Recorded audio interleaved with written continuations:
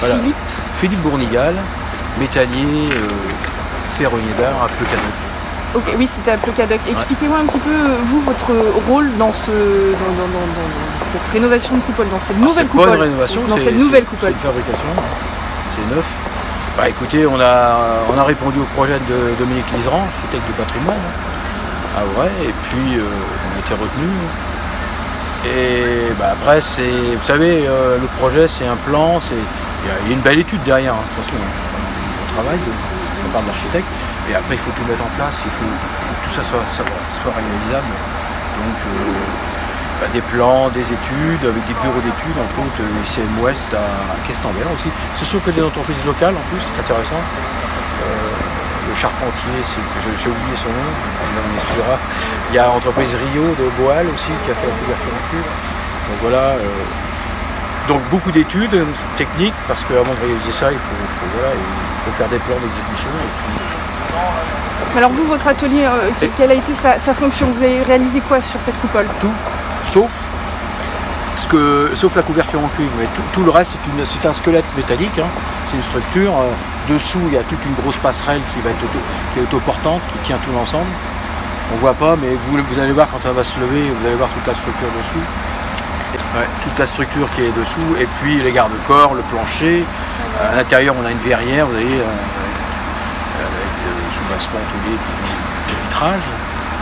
Et puis après, pour réaliser la couverture en cuivre, il y a forcément une charpente en bois. C'est du chêne, il me semble. Je ne dis pas de bêtises. Et puis après, il y a toute la mise en œuvre pour la couverture en cuivre. En quoi c'est un chantier exceptionnel pour vous? Ce qu'il fallait parce répondre que j'ai déjà 33 ans de carrière et je crois que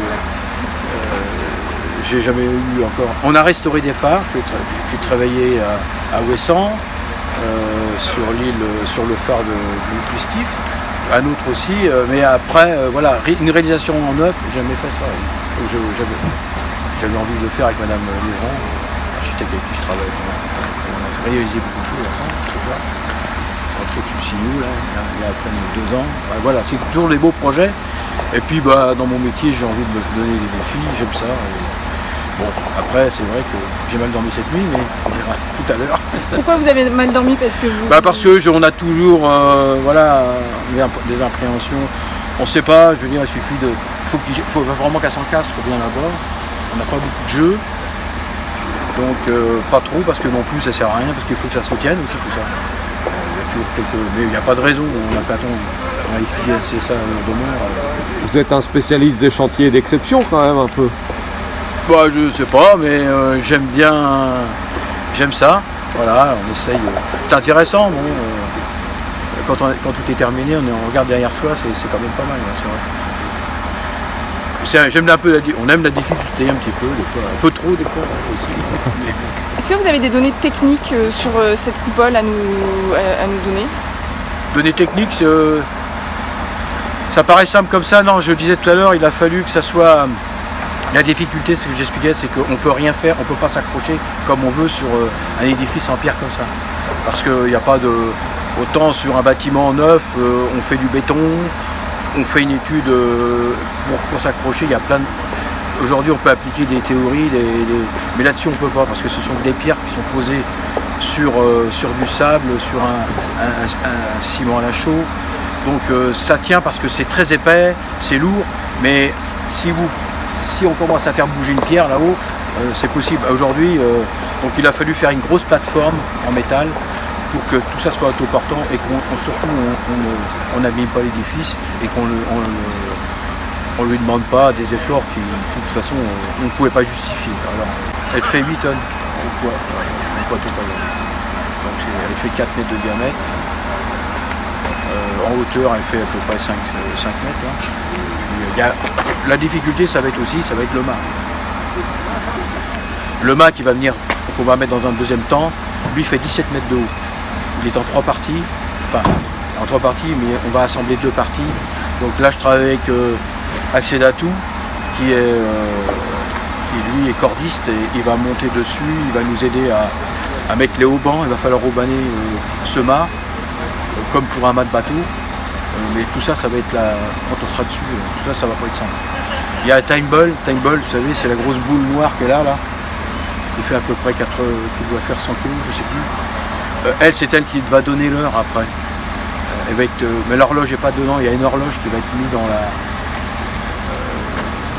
la coupole là.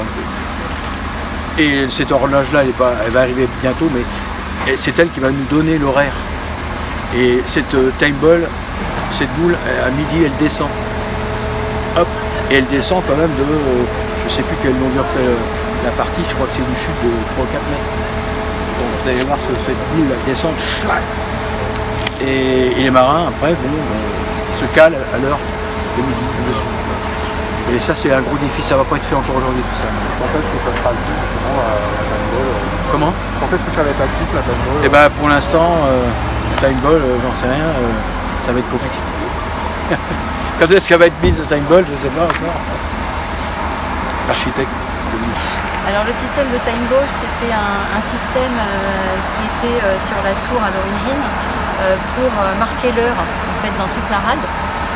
Et le système, c'est que c'est se caler sur l'heure de l'Orient.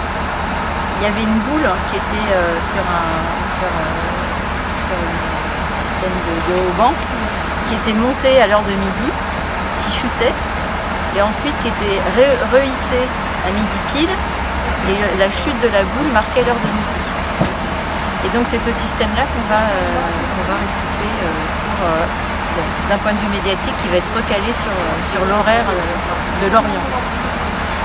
Au niveau du bureau d'architecte, quelles ont été les contraintes qu'on vous a données par rapport à la ville? Comment vous avez pris en main ce dossier? En fait, le projet, c'était surtout au début, c'était de remplacer la lanterne qui avait été mise à la fin de la guerre. Qui était en très mauvais état. Donc le premier travail, ça avait été de déposer la lanterne. Je ne sais pas si vous étiez là à l'époque, mais on avait déjà calé une opération pour la dépose de la lanterne. Et ensuite, on a choisi une époque de restitution, donc dans son aspect 19e, sur la maçonnerie qui, elle, date de la fin du 18e, avec justement ce principe de signal horaire. C'est ça qui nous intéressait parce que c'est le seul qui va être restitué en France. Ils ont tous disparu. Il y avait un système équivalent à Rochefort, mais aujourd'hui il n'y en a plus aucun. Donc l'idée c'était d'en remettre un en service pour montrer le fonctionnement. C'est un chantier exceptionnel pour vous? Vous avez déjà travaillé sur ce genre de choses? Alors sur cette thématique, non, c'est la première fois. Après c'est vrai que je fais des chantiers monuments historiques qui sont tous un peu particuliers. Et là on est du coup on a vraiment restitué une lanterne donc avec l'entreprise Brunical un petit peu sur le modèle des lanternes de phare et à la fois à partir des documents d'archives qu'on avait, des traces qu'on a retrouvées en haut. Donc c'était un travail de recherche et d'un point de vue ingénierie c'était aussi un peu exceptionnel de mettre au point.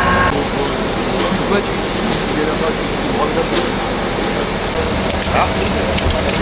On va mettre les arrêts. Vous voulez pas monter avec c'est pas l'envie que nous pas la place qu'on a là-haut. En termes de ratio, celui-là, c'est les bas. Bon, petit échelle pendant qu'on balève peut-être. Ouais, on prend la couche. Ouais, couche là, ouais. Ah ouais. Bon, descend un petit peu long, si jamais j'arrive pas, mais trop normatif, c'est lui.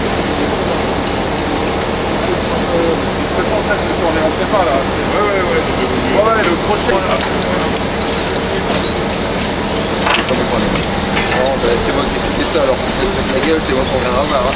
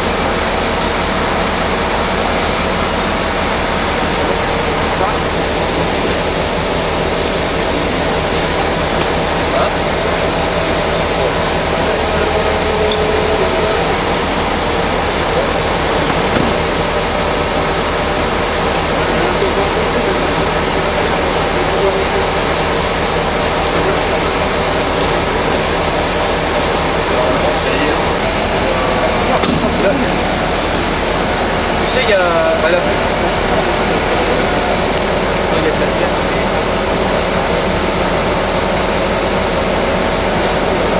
Je vais y aller, il va la jouer et puis... Elle va venir vers nous naturellement. hier.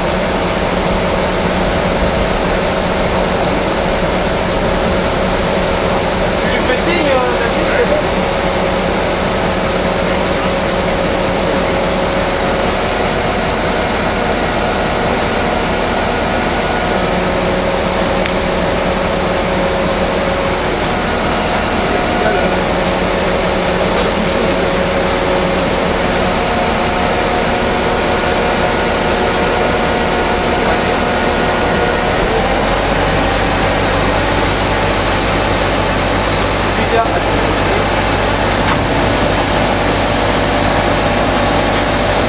Là, c'est bon. C'est bon. Oui.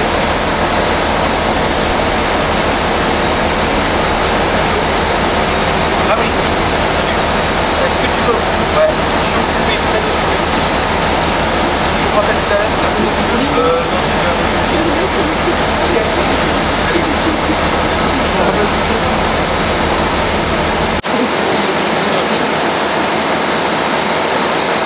Ça va.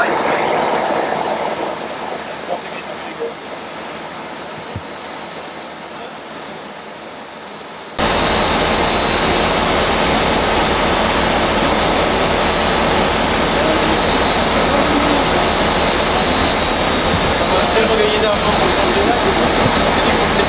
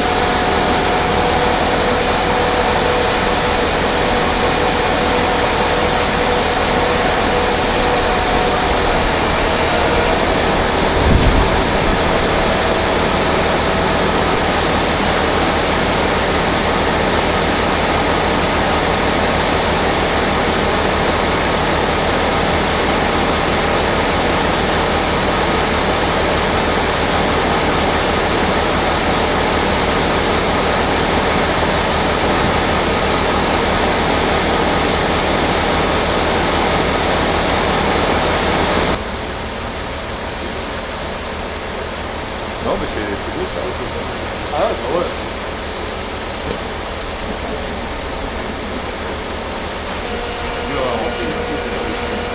Ah, c'est toujours...